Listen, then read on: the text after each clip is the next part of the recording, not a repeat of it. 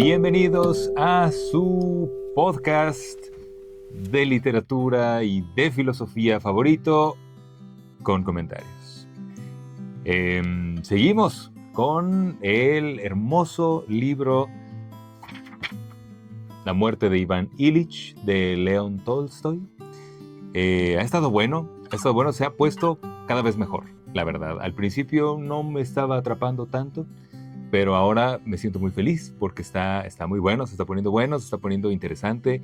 Hay como temas que cada vez salen más que tienen que ver pues con los vínculos que tenemos y que hacemos, con el miedo a la muerte, con el miedo a lo desconocido. Y creo que todo eso está muy padre. Y si pueden ver, hoy me puedo mover más porque estoy usando otro micrófono. Este es el micrófono que uso normalmente.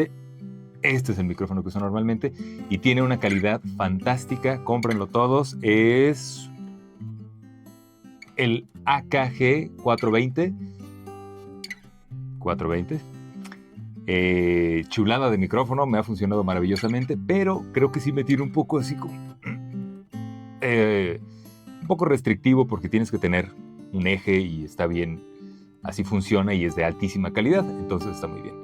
Pero ahorita me compré esta cosa que está aquí, que pueden ver. Es otro micrófono, se llama Holyland algo, no me acuerdo qué. No me patrocina Holyland, cuando lo haga diré bien el nombre, la marca y todo. Pero mientras tanto vamos a ver también qué tan bueno sale el audio de todo esto que vamos a hacer hoy. Sin más preámbulo le vamos a empezar a dar porque hoy nos vamos a echar como 20 páginas, entonces pues hay que darle prisa porque si no luego nos extendemos. Si se acuerdan, la vez pasada terminamos en que este pobre hombre estaba solo en su casa, su esposa no lo entiende, se siente desesperado, está triste, está muriéndose de miedo porque sabe que hay algo mal dentro de él, que algo mal pasa en su cuerpo, pero no sabe bien qué es. No, los médicos no le saben decir, unos le dicen una cosa, otros le dicen otra, otros le dicen, tranquilo, no pasa nada. Él pregunta todo el tiempo, oye, ¿pero qué onda? ¿Esto es grave? Y casi siempre le dicen, pues, o sea, según lo que digan los análisis, podría ser más o menos grave. O sea que no le dicen nada, no le dicen ni bien si sí, me voy a morir, voy a vivir, mi calidad de vida va a ser peor, ¿qué va a pasar? Entonces, pues es muy feo y lamentablemente es cosa que sigue sucediendo. Ahorita, que es 100 años después de esto, más 200 años después de esto, entonces vamos a ver qué más le pasa a nuestro pobre héroe caído, el buen Iván Ilich. Y comienzo. Iván Ilich veía que se estaba muriendo y su desesperación iba en aumento. Pues cómo no. En el fondo de su alma se daba cuenta de que se estaba muriendo, pero aquello era algo a lo que no estaba acostumbrado. Además, no lo comprendía, no podía comprenderlo. El ejemplo de silogismo que aprendió en la lógica de Kiesewetter. Cayo es hombre, los hombres son mortales. Luego Cayo es mortal. Durante toda su vida, aquello le había parecido justo en lo referente a Cayo, pero de ningún modo con respecto a sí mismo. Ok, pues este es un ejemplo de lógica muy clásico, ¿no? Como de si A es igual a B, entonces B es igual a C, una cosa así. Pero aquí es como más que el ejemplo de la lógica, es como de, ¿pero por qué me tengo que morir? Que Cayo se muera, pero ¿y yo qué culpa tengo? Se trataba de Cayo, del hombre en general, y su muerte resultaba completamente justa, pero él no era Cayo, ni el hombre en general, sino un ser distinto, completamente distinto a todos los demás. Oh, qué hermoso eso. Ay, es que todos somos distintos a todos los demás. Y todos somos la misma cosa también. Todos. Bueno, malo, agradable, bonito, bajo, alto. todos somos la misma cosa, chavos. Y todos vamos para allá. Todos vamos para morirnos. Fue Vania con mamá, con papá, con Mitya y Volodia, con los juguetes, con el cochero, con la institutriz y luego con Katia. Y luego de la adolescencia, con todas las alegrías, tristezas y entusiasmos de la infancia y luego de la adolescencia y de la juventud. ¿Acaso existió para Cayo aquel olor de la pelota de cuero que tanto gustaba a Vania? ¿Acaso abrazaba Cayo del mismo modo a su madre y escuchaba Cayo el susurro del vestido de seda de su madre igual que él? ¿Causó Cayo un motín como él en la escuela de jurisprudencia por unos pasteles? ¿Se enamoró Cayo? ¿Podría Cayo prescindir una sesión como él lo hacía? Aquí quiero hacer un pequeño paréntesis porque mis conocimientos, mis recientes conocimientos sobre los nombres eh, rusos y ucranianos, me recordaron ahorita mucho, dije, ¿quién diablos es Vania? El diminutivo, o como le dicen de cariño a los Iván, en Ucrania y en Rusia es Vania. Entonces, por eso dice, Vania fue esto, Vania fue aquello, está hablando de él mismo, de Iván. Cayo es mortal, en efecto, y es justo que muera. Pero yo, Vania, Iván Ilich, con todos mis sentimientos y pensamientos, es otra cosa. No es posible que me tenga que morir, es demasiado horrible. Si tuviese que morir como Cayo, lo sabría. Me lo habría dicho una voz interior. Pero ello no ha ocurrido.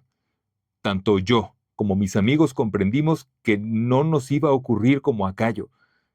Pero sin embargo, aquí está, se decía. No es posible, pero ocurre. ¿Cómo explicarlo?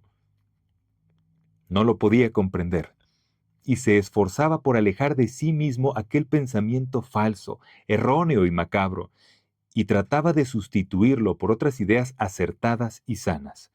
Pero aquella idea no era una simple idea, era en realidad, era una realidad que volvía de nuevo a él. Él invocaba otras ideas, con la esperanza de encontrar en ellas un apoyo. Trataba de llevar sus pensamientos a un antiguo curso, en el que el paso de la idea de la muerte estaba cerrado.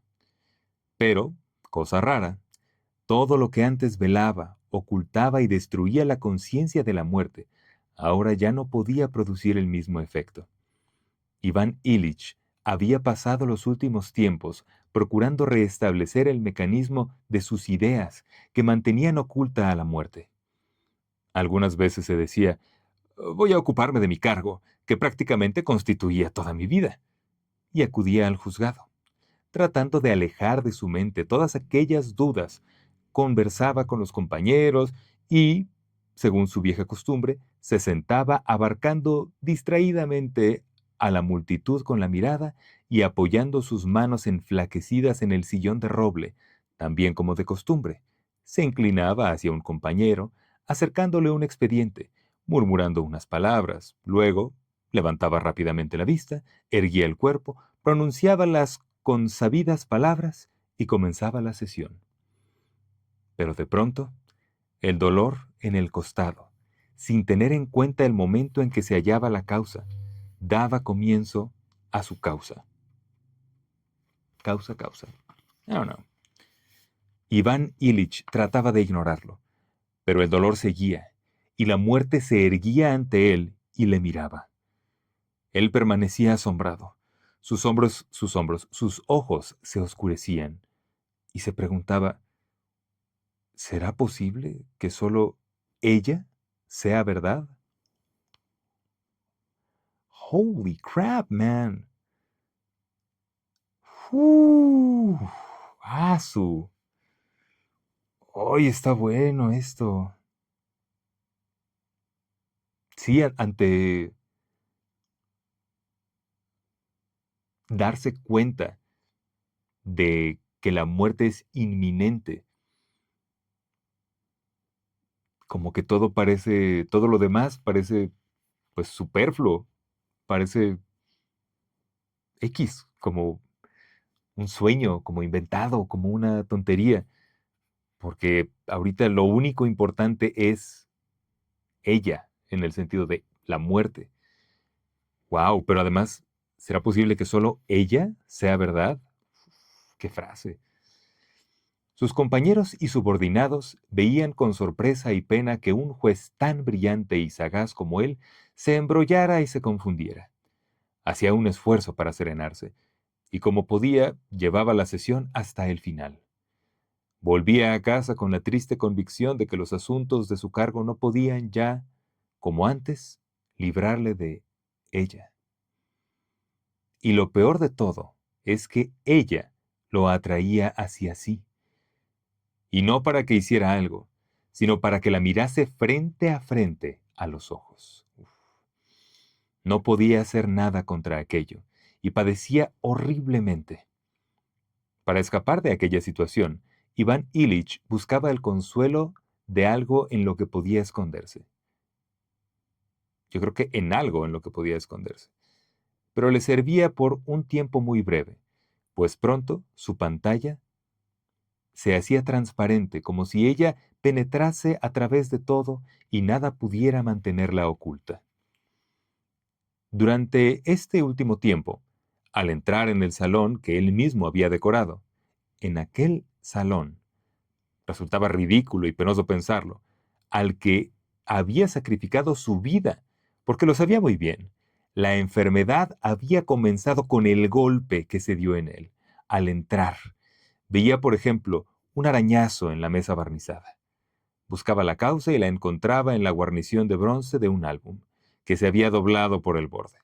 Tomaba el álbum, por el que sentía gran aprecio, pues le había compuesto él amorosamente, y se lamentaba de la negligencia de su hija y de los amigos de ésta. O bien encontraba algo roto, o bien hallaba algunas fotografías colocadas al revés. Lo arreglaba con sumo cuidado y enderezaba el borde del álbum. Sí, recordemos que sí hubo un momento donde hablaban de eso, ¿no? Tuvo una caída y como que bien, y él mismo como que decía de chiste, "Ah, pero como soy como un ninja, yo caí, no me pasó nada". Parece que no fue así, Vania, querido. Luego se le ocurría que mejor sería trasladar los álbumes a otro rincón, junto a las flores.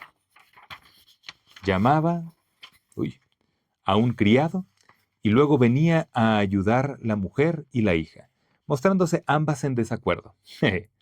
Se oponían al cambio. Él discutía y se enojaba. Pero mejor era así, pues de este modo no la recordaba. Ella no se dejaba ver. Pero cuando él mismo se disponía a mover un mueble, la esposa le decía, déjalo, que lo hagan los criados, te vas a hacer daño otra vez. Y de pronto, ella se aparecía un instante. Él la ve, aparece y desaparece casi al mismo tiempo. Aún tiene la esperanza de que ella se esconda, pero sin querer, lleva su atención a su costado. Todo sigue igual, siempre la misma molestia, y ya no puede olvidar. Ella le mira desde detrás de las flores. ¿Para qué todo esto? ¿Será verdad que aquí, en esa cortina, perdí la vida? ¿Con, como en un asalto? ¿Acaso no es así? ¡Qué terrible y qué ridículo! No puede ser. No puede ser. Pero es. Se retiraba a su despacho, se acostaba y se quedaba de nuevo a solas con ella, cara a cara, sin tener nada que hacer con ella, solo mirarla y sentir que se le helaba el corazón. ¡Wow! Esto está bueno, chavos, pero sí se está poniendo cada vez más macabro, o sea, uf, sí, como cada vez es más inminente el rollo de la muerte. Mm, o sea, pensando que el libro se llama La muerte de Iván Ilich, es obvio que va a hablar sobre la muerte, pero como que cada vez se vuelve más solo ese tema. Ya no su trabajo, ya no sus amigos, ya no el contexto tal vez histórico, social, lo que fuera. Ya ahorita es todo esto. Y está bueno, pero está fuerte. Empezamos el siguiente capítulo. Ocurrió en el tercer mes de la enfermedad de Iván Ilich, sin que se pueda decir cómo se llegó a ello, pues es algo que fue sucediendo poco a poco. El hecho es que la esposa, la hija, el hijo, los criados, los amigos, los médicos y, lo que más era importante, él mismo, sabían que todo el interés de los demás hacia él se reducía al problema de cuándo dejaría su sitio libre, de cuándo libraría a los vivos de las molestias de su presencia y se libraría a él mismo de sus sufrimientos. ¡Wow! No manches, está súper fuerte esto. O sea, yo creo que aquí justo lo mencionábamos. Yo lo dije hace un par de capítulos, que tiene que ver también con cómo generamos vínculos.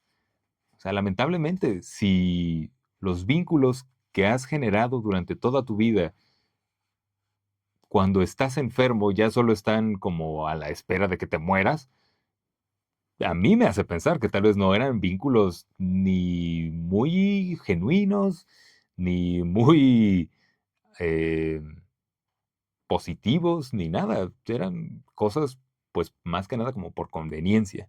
Entonces, pues qué gacho. Y aquí, pues ya le cayó al pobre Iván Ilich. Cada vez dormía menos. Le daban opio y alguna inyección de morfina, pero esto ya no le aliviaba. La sorda angustia que sentía al caer aletargado. Al principio lo calmaba como algo nuevo, pero pronto le resultó tan penosa o más todavía que el mismo dolor. Por prescripción médica, le preparaban comidas especiales, pero tales comidas le resultaban cada vez más insípidas y repugnantes. También le construyeron un dispositivo especial para que pudiera hacer sus necesidades, y cada vez ello le representaba más, no, y cada vez ello le presentaba para él un suplicio. El suplicio de la suciedad, de la inconveniencia y del olor, del hecho de que otra persona tuviera que estar presente y ayudarle. También eso pasa, creo que la independencia le damos mucho peso y mucho valor a nuestra independencia, que no voy a decir que esté mal, está bien, seamos independientes, pero yo lo veo mucho con los hombres, con amigos míos, yo mismo. No nos gusta la idea de depender de alguien más, de volvernos como una carga para alguien, como que socialmente estamos predispuestos, voy a decir, a ser nosotros los que cuidamos y los que proveemos. Y cuando nosotros requerimos cuidados y requerimos que provean para nosotros, es bien duro, es muy difícil. A mí me operaron hace unos años y un par de años, y justo creo que de lo peor fue el sentir que no podía yo solo, porque mi familia me apoyó económicamente y cuidándome, por supuesto, pero amigos me apoyaron económicamente también. eh, pues más que nada familia y amigos. ¿Quién más? ¿El gobierno? No. Eh, pero mi punto es que para mí fue como un golpe fuerte sentirme que como no podía hacerlo yo solo, como no tenía los medios para yo mismo pagar mi operación, más que nada eso, era lo económico, más que nada. eh, Me sentía un tanto como castrado, voy a decir, como no lo suficientemente hombre, porque un hombre a mi edad ya debería poder hacer esas cosas solo. Y no, mi gente, ¿qué creen? Se los voy a decir de una vez. Es una mentira, es una falacia eso. Todos dependemos de todos todo el tiempo. Todo el tiempo. No hay quien sea completamente independiente. Como dice esa frase, ningún hombre es una isla. Es verdad. Todos somos un archipiélago. No me acuerdo cómo se llama ese, que es como un grupo de islitas. Si bien somos individuos, siempre estamos un poco viviendo, no a costa de, pero viviendo las circunstancias de todos los que están a nuestro alrededor. Y la verdad es que muchas veces nuestras circunstancias no van a ser las mejores y está bien a veces, pues, pedir ayuda y ser, eh, pues sí, a veces hasta cargado por otras personas. Personas que, si tienes suerte, son personas que te quieren además. Personas que están ahí por gusto. No están ahí porque, "Ash, tengo que hacerlo", sino que de verdad te quieren y quieren que estés bien. Pero hay un cierto ego masculino que a mí me costó mucho trabajo como superar. Yo creo que en ese momento como que lo logré dejar de lado y estuvo bien. Ahora cada vez más estoy tratando de separarme de eso, pero a veces me pasa. A veces sí digo, ay, pero ¿por qué no? Yo debería poder hacer esto, yo debería poder hacer aquello. Pero pues no, gente que creen, no se crean eso. Pura locura, pura cosa que nos meten en la cabeza, no sé por qué, no sé bien en qué momento pasó eso, pero no, todos dependemos de todos y está bien de vez en cuando dejarse cuidar y también, pues nosotros vamos a cuidar gente en algún momento, hagámoslo con cariño y algún día seguramente alguien con cariño también lo va a hacer por nosotros. Continuaré, porque ya ven que mis paréntesis luego están medio largos. Em, pero en este asunto, el más desagradable de todos, Iván Illich encontró un consuelo. Siempre acudía a atenderle el criado Gerasim. Sí, me acuerdo de Gerasim. Gerasim era un joven aldeano limpio, fuerte, a quien los aires de la ciudad le habían sentado muy bien. Siempre estaba alegre, siempre era cordial. En un principio, la presencia de este hombre siempre limpio, vestido a la usanza rusa, que cumplía una misión tan desagradable, turbaba a Iván Ilich. En una ocasión, al levantarse del bacín sin fuerza para subirse los pantalones, se dejó caer sobre el sillón. Al ver sus muslos desnudos, en los que se dibujaban claramente los músculos, se estremeció. Entró Gerasim, con paso ligero y firme, despidiendo a su alrededor un suave olor a grasa de sus botas altas, con su limpio delantal, con su camisa igualmente limpia, con las mangas subidas, que dejaban ver sus brazos fuertes y jóvenes, y sin mirar al Iván Ilich, volviendo la vista para no ofender al enfermo, con la alegría de vivir que resplandecía en su cara, se acercó al bacín. Gerasim, dijo con voz débil Iván Ilich. El criado se estremeció, temeroso sin dudas de haberse equivocado en algo, y volteó su cara fresca, bondadosa y juvenil hacia el enfermo. ¿Qué manda usted? Pienso que esto te será desagradable. Perdóname, pero yo no puedo. ¿Qué dice usted, señor? Y Gerasim le miró con ojos brillantes, mostrando sus dientes blancos y jóvenes. ¿Cómo no le voy a ayudar? Usted está enfermo. Con sus fuertes y hábiles manos, cumplió su cometido y luego se retiró con pasos suaves. 5 minutos después, con el mismo paso ágil, regresó. Iván Ilich continuaba en el sillón. Gerasim, dijo, cuando éste hubo dejado en su sitio el bacín limpio. Ayúdame, por favor. Ven. Gerasim se le acercó. Levántame. Yo solo no puedo y he mandado a Dimitria un recado. Gerasim se le acercó. Con la misma facilidad que antes que andaba, lo levantó con sus fuertes brazos. Lo sostuvo de manera hábil y suave. Con una mano le subió los pantalones. Quiso sentarlo en el sillón, pero Iván Ilich le rogó que lo llevara al diván. Gerasim, sin ningún esfuerzo, y como si no pesara nada, lo llevó al diván y lo dejó sentado. Gracias. Con qué destreza y qué bien lo estás haciendo todo. Gerasim sonrió de nuevo y se dispuso a salir. Pero Iván Ilich se sentía tan bien con él que no quería dejarlo marchar. Escucha, acércame a esta silla, haz el favor. No, esa otra. Es para los pies. Me siento mejor cuando tengo los pies en alto. Gerasim acercó la silla, la puso suavemente en el suelo y colocó sobre ella los pies de Iván Ilich.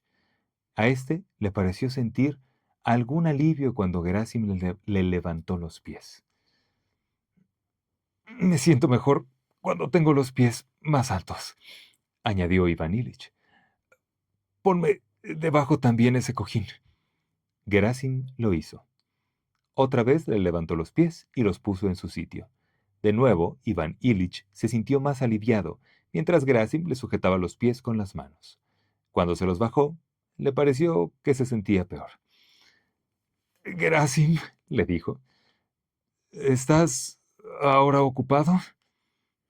En absoluto, señor, respondió Gerasim, que había aprendido de la gente de la ciudad a hablar con los señores. ¿Qué tienes que hacer todavía? ¿Qué tengo que hacer? Ya lo he hecho todo. Solo debo preparar la leña para mañana. ¿Podrías sostenerme los pies un poco más altos? Claro que sí. ¿Lo ven? ¿Lo ven? Vamos a cuidar y vamos a ser cuidados. Es normal. Somos personas y eso nos va a pasar. Entonces está bien. Pero qué difícil es. No nos dejamos querer y no nos dejamos cuidar. Más los hombres. Creo que ahí somos muy malos para eso. Gerasim le levantó los pies más arriba. Iván Ilich tuvo la sensación de que en aquella postura no sentía ningún dolor. ¿Y la leña? No se preocupe, señor. Hay tiempo para todo. Iván Ilich mandó a Gerasim que se sentara y que le sostuviera los pies. Se puso a hablar con él. Y, cosa extraña, pero le pareció que mientras Gerasim le sujetaba los pies, se sentía mejor. A partir de aquel día, Iván Ilich tomó la costumbre de llamar de vez en cuando a Gerasim y, mientras éste le sostenía las piernas sobre los hombros, charlaba con él. Gerasim lo hacía con facilidad, de buen grado, con una sencillez y una bondad que conmovían a Iván Ilich. La salud y la vitalidad en los demás le herían. Solo la fuerza y vitalidad de Gerasim lo tranquilizaba en lugar de irritarlo. El mayor, el mayor suplicio para Iván Ilich era la mentira. Esa mentira que por un motivo u otro todo el mundo aceptaba. La mentira de que solo estaba ligeramente enfermo y que no se moriría, que únicamente debía permanecer tranquilo y tomar los medicamentos, y al final todo iría bien. Sin embargo, él sabía que, hicieran lo que hicieran, no se conseguiría resultado alguno, a no ser mayores sufrimientos y al final, la muerte. Le atormentaba aquella mentira. Le atormentaba que no quisieran reconocer lo que todos sabían y sabía él mismo, y en lugar de ello quisieran mentirle sobre su situación y quisieran obligarle a participar en aquella mentira, la mentira en que se le quería sumir en vísperas de su muerte y que pretendía reducir el solemne acto de su muerte al mismo nivel que las visitas, las cortinas o el esturión de los entremeses. Aquello era un enorme martirio para Iván Ilich. Muchas veces, cuando se manejaba tal mentira, estuvo a punto de gritarles: «¡Basta ya de mentir! Saben que me muero y yo lo sé también. Por lo menos no mientan». Pero nunca tuvo el valor para hacerlo. Veía que todos los que le rodeaban, reducían el hecho espantoso de su muerte a una especie de pequeña contrariedad casual, a una especie de falta de decoro, al igual que se miraría a una persona al entrar en un salón desprendiendo, al igual que se miraría a una persona que al entrar en un salón desprendía ese mal olor. Todos se sometían a ese decoro, al que él se había también ajustado durante toda su vida. Nadie sentía lástima por él, porque nadie quería siquiera comprender su situación. Solo Gerasim la comprendía y sentía lástima. Por ello, Iván Ilich solo se sentía bien con Gerasim. Algunas veces Gerasim le sostenía los pies durante toda la noche, sin querer irse a dormir, diciendo: «No se preocupe, Iván Ilich, ya dormiré».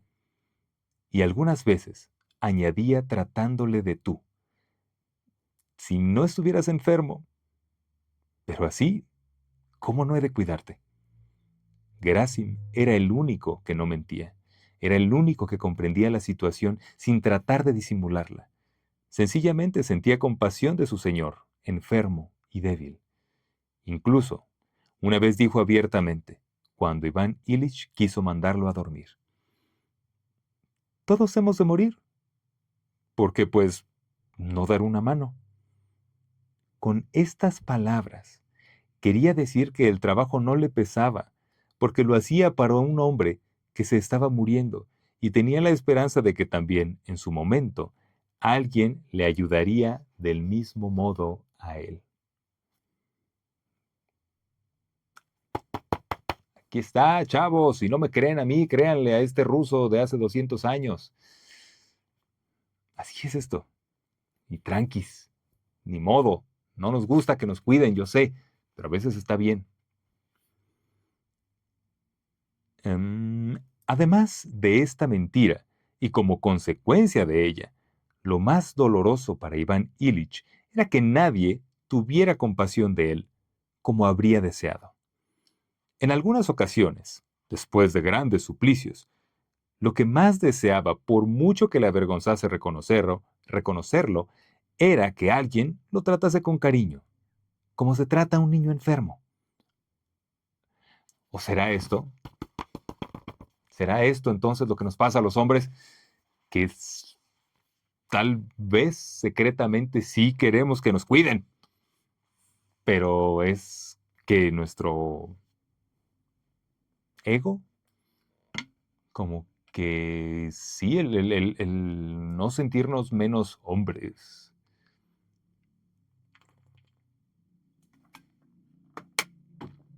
¿Será lo que nos provoca este rollo de verdad no dejarnos cuidar? Aunque realmente sí lo queremos, porque a veces estamos mal, estamos exhaustos y estamos enfermos y estamos heridos. Puede ser, aquí ya se está teorizando. Como si fuera un niño enfermo. Quería que le hiciesen caricias, que lo besaran y lloraran con él, como se acaricia y se consuela a los niños. Sabía que él era un personaje grave, de barba entrecana, y que aquello ya no era posible. Pero no obstante, lo deseaba. ¿Por qué no va a ser posible? ¿Por qué no? Ya no llega una edad donde ya te la pelaste y ya no. Mal. El trato de Gerasim se aproximaba a ello, y por ello le consolaba. Iván Ilich desea llorar, desea que lo consuelen y que lloren con él. Pero entonces llega un compañero del tribunal, Shevek. En lugar de obedecer a su inclinación, Iván Ilich pone una cara seria, pensativa y severa, y por inercia expone su criterio sobre una sentencia dictada por el Tribunal Supremo y defiende dicho criterio con tenacidad.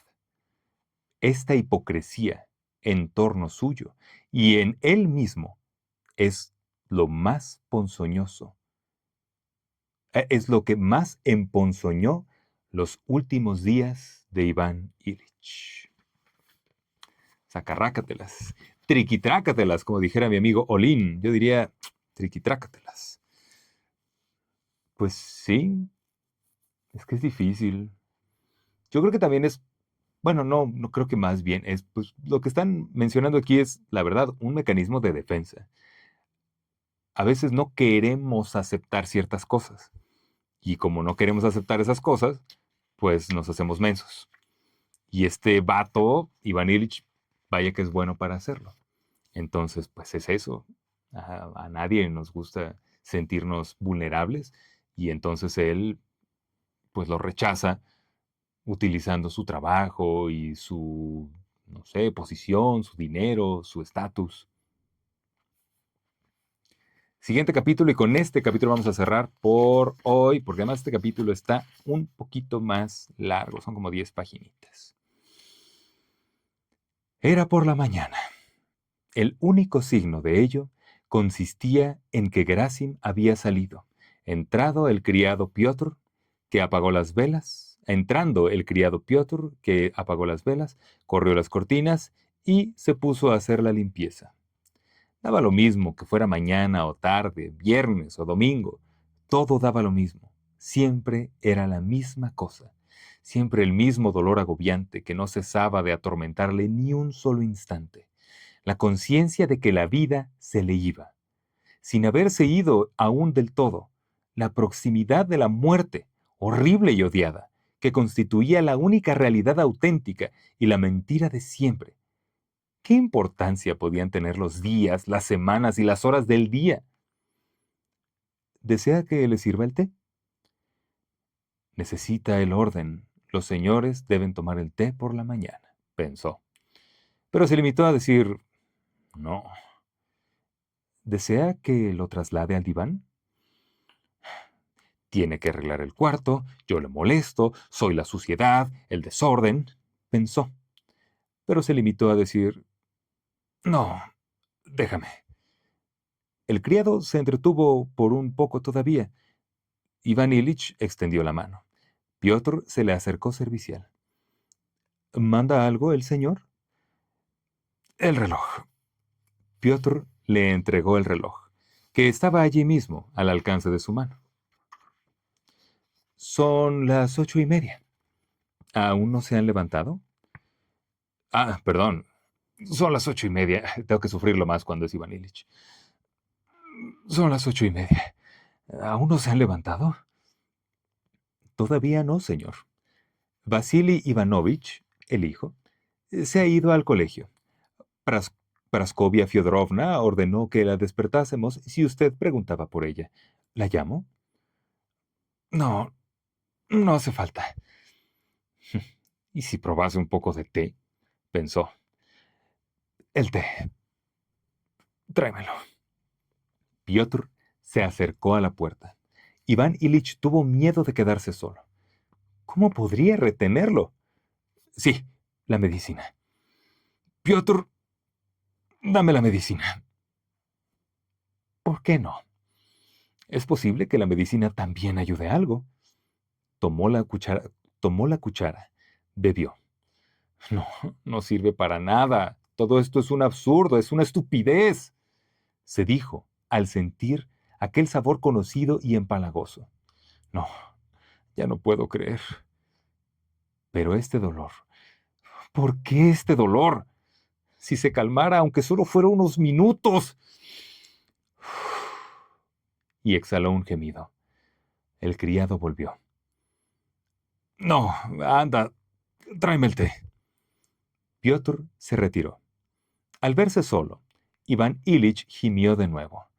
No tanto por el dolor, aunque era espantoso, como de angustia. Siempre lo mismo, siempre estos días y estas noches interminables. Si llegase pronto, ¿qué es lo que ha de llegar? La muerte, la oscuridad. No, no, no, no, todo antes de la muerte. Todo antes que la muerte. Cuando Piotr regresó con el té, Iván Illich le miró largo rato con ojos extraviados, sin comprender quién era ni qué quería. Piotr se desconcertó ante aquella mirada. Entonces Iván Illich volvió en sí. Sí, dijo. El té. Muy bien, déjalo. Pero ayúdame antes a lavarme y a ponerme una camisa limpia. Iván Illich se lavó las manos y la cara, deteniéndose de vez en cuando para descansar. Ya ni siquiera puede lavarse la cara sin descansar. Se limpió los dientes, se peinó y se contempló en el espejo. Era horrible, sobre todo la manera como los cabellos se le quedaban pegados a la pálida frente. A la pálida. Mal. Cuando le ayudaron a cambiarse de camisa, sabía que la impresión sería todavía mayor, por lo que no quiso mirar su cuerpo. Ya se había lavado y llevaba una camisa limpia. Se puso el batín, se cubrió con una cobija y se sentó en el sillón para tomar el té. Durante un minuto se sintió mejor, pero en cuanto tomó el primer sorbo de té, le volvió el dolor y el mal sabor. Haciendo un esfuerzo, acabó de beberlo y se acostó, extendiendo las piernas. Una vez acostado, despidió a Piotr. Siempre lo mismo. Brillaba una gotita de esperanza y rápidamente se desencadenaba el mar de la desesperación. Siempre el dolor, siempre el mismo dolor y la misma amargura. Estar solo le era muy penoso. Sentía ganas de llamar a alguien, pero de antemano sabía que con otros se sentiría aún peor. Si al menos me dieran otra vez morfina y me aletargara, le diré al doctor que me dé alguna otra cosa. Sí, es imposible, esto es imposible. Muy, muy interesante. Aquí hablan de un dolor físico insoportable y terrible, donde esta persona lo que quiere es, dame un chocho. Uy, qué grande se ve mi mano. De las cosas que me sorprendo. ¡Oh! ¡Oh! Ok. Eh, qué güey. Em, aquí habla de alguien con un dolor físico tan grande que lo hace como recurrir a las drogas para no pensar y no sentir ese dolor. Pero la gente que es adicta a las drogas, a veces es adicta por dolores mentales, por dolores emocionales, que de plano no pueden dejar, no pueden evitar, no pueden superar. Y entonces, ¿qué hacen? Pues, ¿sabes qué? Ya no quiero pensar en este dolor. Dame lo que sea, lo que me des para que ya no esté yo pensando en esto todo el tiempo. Y qué duro, qué difícil, porque cuando estás bien dices como, ¿y no has pensado en no estar deprimido? ¿No has pensado en dejar de llorarle a tu hijo que falleció hace 5 años? Pero no sabes. Mejor cállate el hocico, porque no sabes lo que está pasando esta persona. Yo creo que lo mejor que podemos hacer es tratar de acompañarlos desde, pues desde eso, desde el estar con ellos nada más, desde el acompañamiento genuino, no de, pues, ¿y cuándo vas a estar bien ya? No sé, carnal, no sé, me siento muy mal. Y a veces caigo en drogas porque de verdad no sé qué hacer. Y creo que eso está muy bien retratado aquí, con un dolor físico, repito, pero creo que está muy bien porque pues fácilmente podemos hacer este símil con situaciones, por ejemplo, de depresión, situaciones de, pues sí, de pérdidas fuertes, de tristeza y todo el rollo. Y pues por eso a veces las personas caen en drogas y caen en escaparse de la realidad.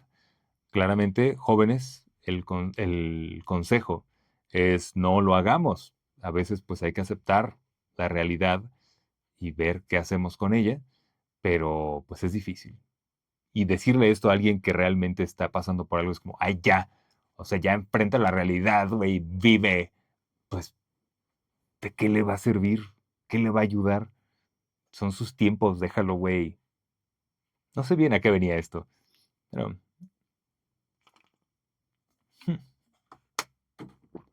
por eso se llama con, co- con comentarios.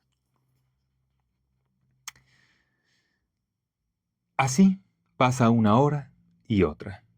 Suena la campanilla del vestíbulo. ¿Será el doctor? En efecto, Es el doctor, fresco, eufórico, obeso, alegre, como si con su aspecto le estuviese diciendo: se ha dejado usted asustar por una cosita sin importancia. Ahora lo vamos a arreglar. El doctor sabe que en este caso su expresión no es la más adecuada, pues está tan acostumbrado a ella, pero está tan acostumbrado a ella que no la puede dejar, como quien se pone en la mañana un frac y se pasa todo el día haciendo una visita tras otra.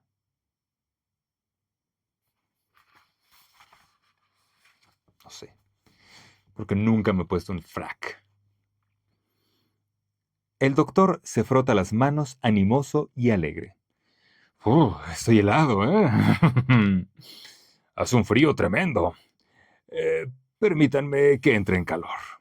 Dice con la expresión de que basta esperar un poco a que entre en calor para que cuando lo consiga lo arregle rápidamente todo. ¿Y bien? ¿Qué tal? Iván Ilich se da cuenta de que el doctor parece querer añadir: ¿cómo van esos ánimos? Pero se da cuenta también de lo inadecuado del tono y dice: ¿cómo ha pasado la noche? Iván Ilich mira alrededor como preguntando: ¿es posible que nunca sienta vergüenza por mentir así? Pero el doctor no quiso comprender su pregunta. E Iván Ilich dice: tan horrible como siempre. El dolor no pasa, no retrocede. Deme usted algo para poder calmarlo. Ustedes los enfermos, siempre lo mismo. Bien, ahora ya ha entrado en calor. Ni siquiera la muy solícita Praskovia Fyodorovna podría objetar que lo ausculte. Vamos a ver. Y el doctor le estrecha la mano. Seguidamente lo despoja de su jovialidad y se despoja de su jovialidad y muy serio comienza a examinar al enfermo. Le toma el pulso, la temperatura e inicia los golpecitos y auscultación. Iván Ilich sabe con toda certeza, sin la menor duda, que aquello es todo una tontería y un engaño. Pero cuando el doctor, de rodillas, se inclina hacia él, aplicando el oído un poco más arriba, un poco más abajo, y realiza con el más grave de los semblantes diversas evoluciones gimnásticas, Iván Ilich se somete al examen, del mismo modo que en otro tiempo dejaba hablar a los abogados, aun sabiendo que cuanto decían eran mentiras y sabiendo también por qué mentían. El doctor, de rodillas sobre el diván, seguía con sus golpecitos, cuando, junto a la puerta, se oyó el ruido del vestido de seda de Praskovia Fyodorovna. A la vez, se reprochaba a Piotr no haberle avisado de la llegada del doctor. Entra, besa al marido y enseguida intenta demostrar que llevaba ya mucho tiempo levantada, y solo por una confusión no estaba presente al llegar el doctor. Iván Ilich la mira, la examina de arriba a abajo, y le echa en cara su blancura, la pulcritud de sus manos y de su cuello, el lustre de sus cabellos y el brillo de sus ojos rebosantes de vida. Su contacto le hace sufrir, le produce una oleada de odio. El comportamiento de Praskovia Fyodorovna hacia su marido y hacia la enfermedad que lo aqueja sigue siendo el mismo. Del mismo modo que el médico ha adoptado una cierta actitud hacia los enfermos y ya no puede prescindir de ella, Praskovia Fyodorovna ha adoptado una actitud concreta hacia su marido y la enfermedad que lo aqueja y ya no puede cambiarla. Él no hace lo que le ordenan. Él mismo tiene la culpa de todo y ella se lo reprocha amorosamente. No hace caso.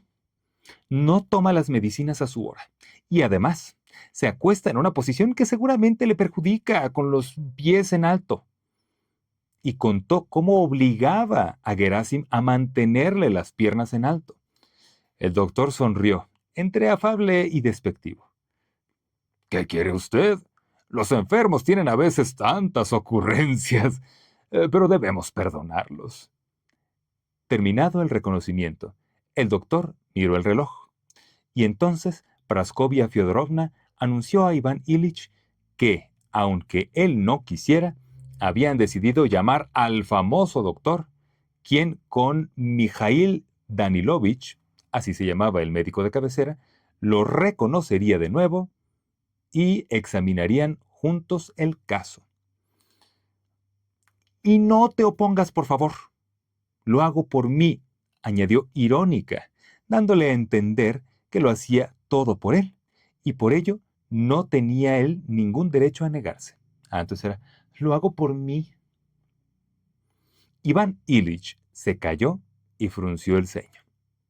Sentía que la mentira que le rodeaba se había ya hecho tan densa que resultaba difícil entender nada. Todo lo que Praskovia Fyodorovna hacía por él, lo hacía en realidad para sí misma. Y cuando lo decía, parecía algo tan inverosímil que él debería entenderlo en sentido opuesto. A las 12:30 llegó efectivamente el prestigioso doctor.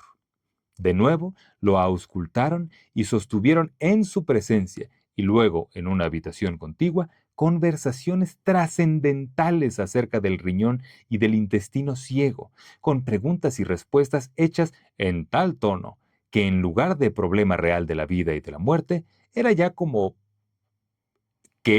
lo único que le interesaba a él, se planteaba de nuevo el problema del riñón y del intestino ciego, que no se comportaban como debían, por lo que iban a sufrir el ataque de Mijail Danilovich y del doctor eminente, quienes lo obligarían a corregirse. Raro cómo se escribió eso. El doctor famoso se despidió con aire de gravedad, pero no sin dar ánimos. A la tímida pregunta que Iván Ilich le hizo con los ojos brillantes de miedo y esperanza levantados hacia él, sobre si había alguna posibilidad de cura, el doctor contestó que no podría asegurarlo, pero que la posibilidad existía. La mirada de esperanza con que Iván Ilich despidió al doctor era tan lastimosa que al verla, Praskovia Fyodorovna no pudo retener las lágrimas cuando salían del despacho para hacer efectivos sus honorarios al doctor famoso. Chale. Wow, presenciar algo así debe ser muy fuerte. El optimismo infundido por las palabras del doctor no duró mucho. De nuevo, la misma habitación, los mismos cuadros, las mismas cortinas, el mismo papel de las paredes, los mismos frascos y el mismo cuerpo enfermo y doliente.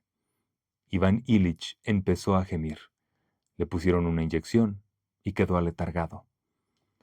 Cuando despertó, empezaba a oscurecer. Le sirvieron la comida.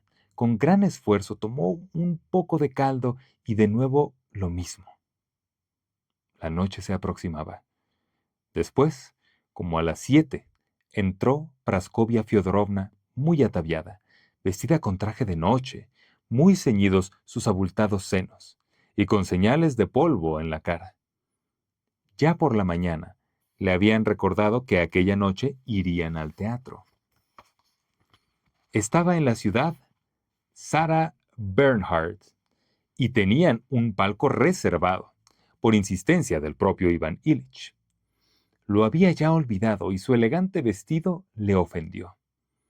Pero disimuló su enojo al recordar que él mismo insistió en lo del palco, considerando que la función constituía un espectáculo del interés para la educación estética de los hijos.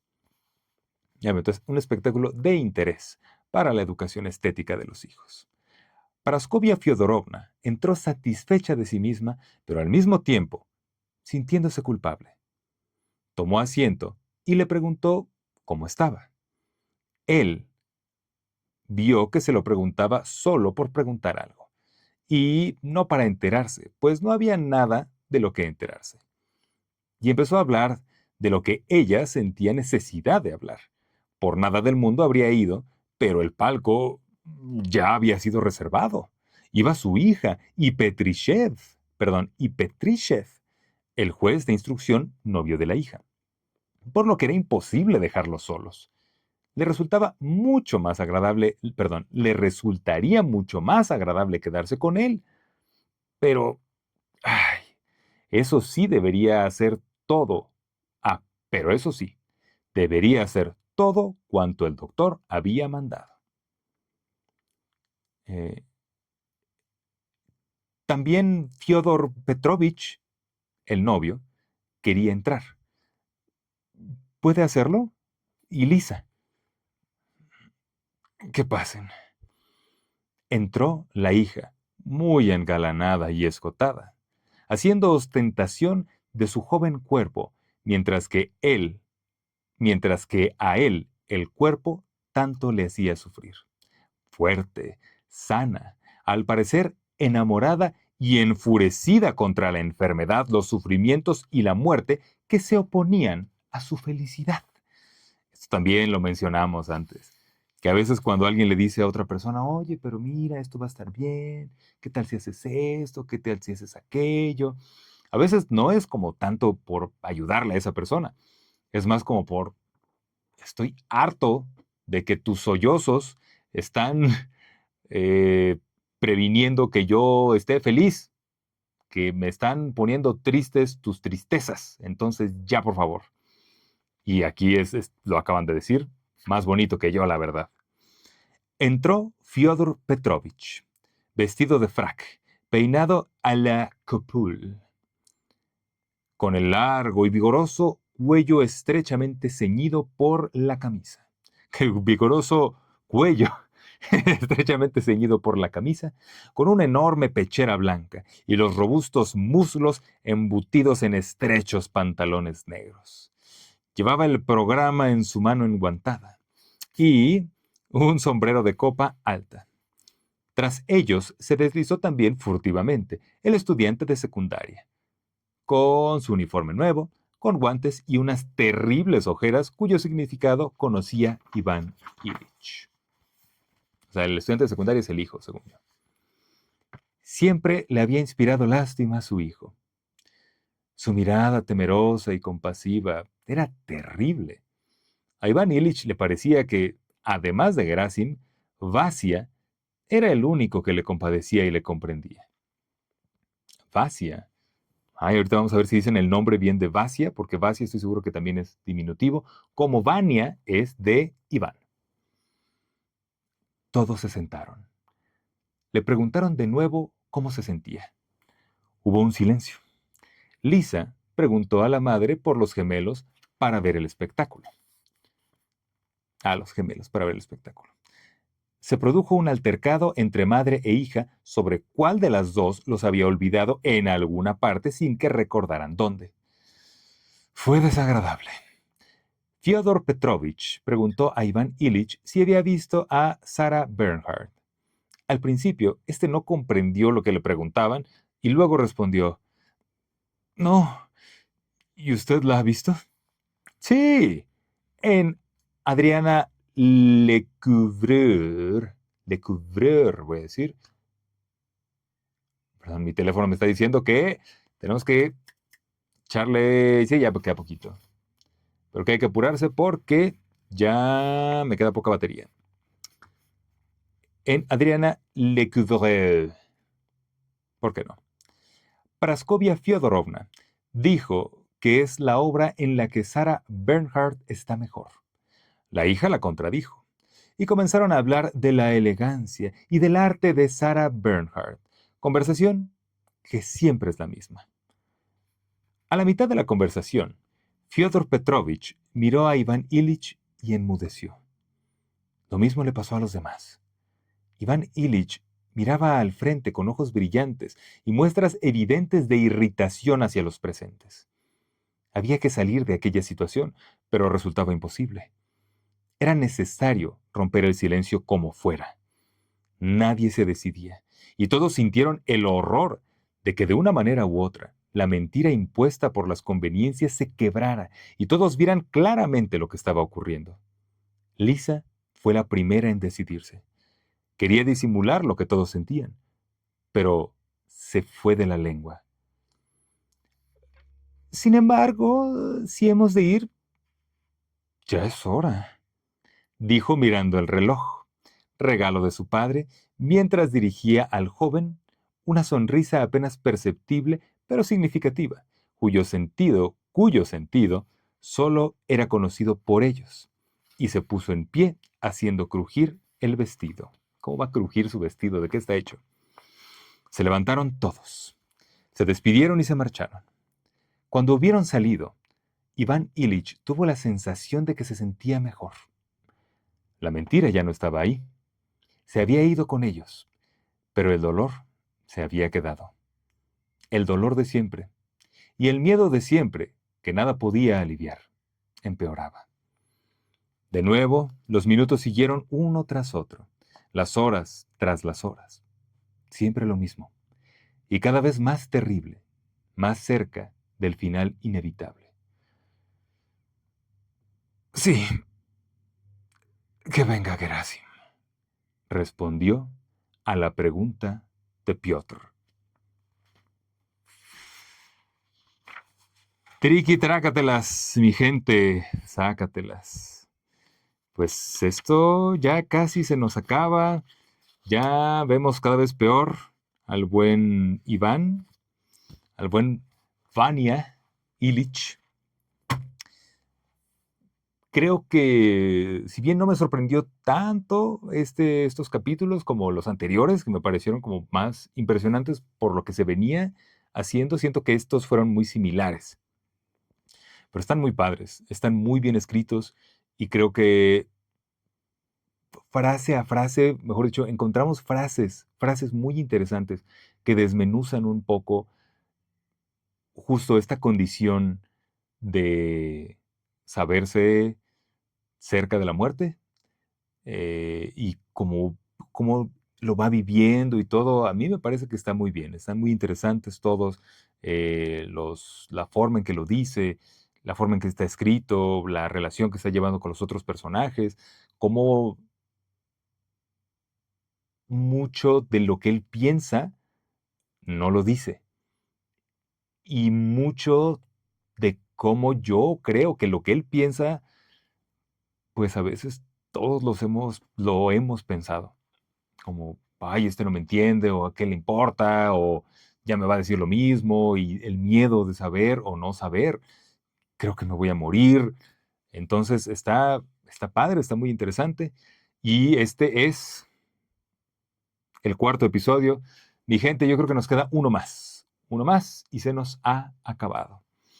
Pero mientras tanto, seguiremos.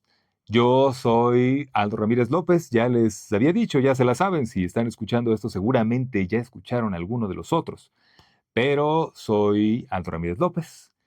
Como siempre, me despido, les mando un abrazo, los quiero mucho a todos y nos estaremos viendo y escuchando muy pronto para el gran final de la muerte de Iván Ilich. Cuídense todos, los quiero. Bye bye.